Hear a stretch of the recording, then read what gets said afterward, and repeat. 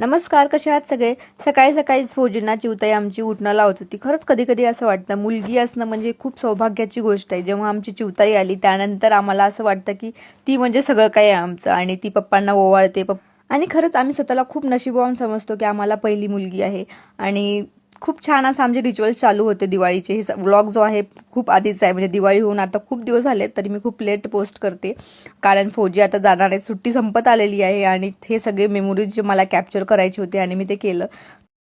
So त्यांचं ओवाळणं वगैरे झाल्यानंतर बाबांना चाचाला तिच्या सगळं काही झाल्यानंतर मग तिला पण मी उठणं लावलं. उठणं लावल्यानंतर आमचे आज होतं लक्ष्मीपूजन.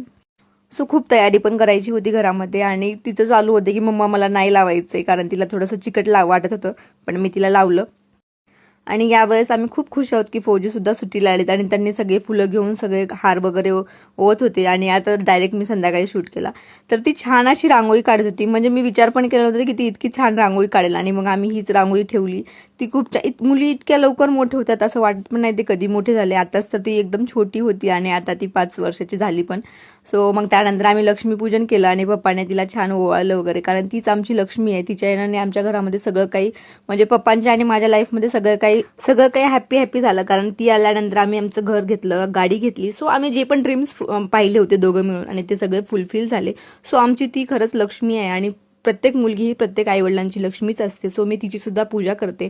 आणि त्यानंतर मग आम्ही बाहेर जाऊन गाडीची पूजा केलं. सो आमचा हा दिवाळी खूप स्पेशल आणि खूप मस्त अशी गेली, एकदम एन्जॉय केला. त्यानंतर आम्ही खूप सारे फटाके फोडलो. मला तर खूप भीती वाटते फटाक्यांची, मी जवळ जात सुद्धा नाही, पण आमच्या चिवत्याने खूप एन्जॉय केला आणि तिच्यासोबत आम्ही सुद्धा एन्जॉय केलं.